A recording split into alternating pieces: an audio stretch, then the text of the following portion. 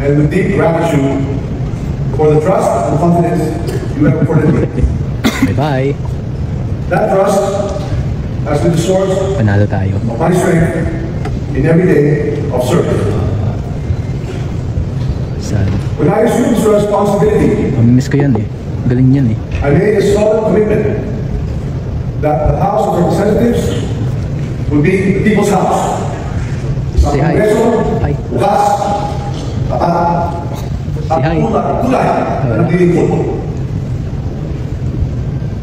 Yet leadership also demands that we confront the trials of the President.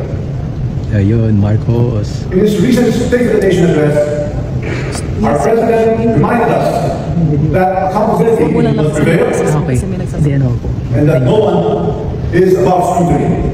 Oo nga, yan. I fully Yan and tuloy. unequivocally embrace that call. Good. Ganyan. Bye-bye ka na. The issues surrounding certain infrastructure projects have raised questions that weigh not only upon me, but upon this institution we all serve. Daang-daang bilyon ha. Ang ating mga kababayan Hundreds of ay billions. naghahanap ng linaw at higit sa lahat ng tiwala. Tungkulin natin ito ay may balik.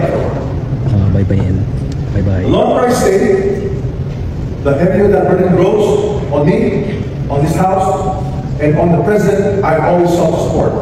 And so, after deep reflection and prayer, I have made a decision today, with a full heart and a clear Nag-usap ka pala conscience, ha. I tender my resignation as Speaker of the House of Representatives. Yun o, panalo na ang taong bayan. I do this Tayo. so that the Independent Commission on Infrastructure may pursue its mandate freely and fully, Hindi, pinsan ka without mo. doubt, without interference, without undue influence. Pinsan ka ni Marcos. Walang nangyayari sa'yo. Walang Safe makikita. ka. Safe ka. Let the truth emerge and let justice be done. My colleagues, carry forward the work of this institution with unity and resolve.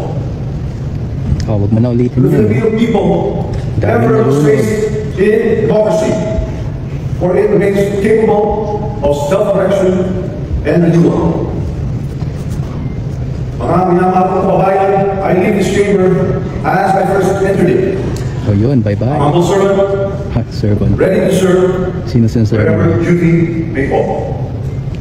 I step down not in surrender, but in service. Hindi, talo ka ni Miyang. Talo ka na ni The Miyang. greatest act of leadership is the grace to let it go. O yun, dapat dati pa yan. So that this institution may endure stronger than ever before. Hindi, wala. Dahil salamat ay matatag. Wala na yung Marcos Mabuhay ang Carmen. Kongreso ng Sambayan. Wala na. Mabuhay ang Pilipinas. Wala kang paki sa Pilipinas. Yun o. Saya ng mga tao. Wala ka na. Ang saya ng mga tao.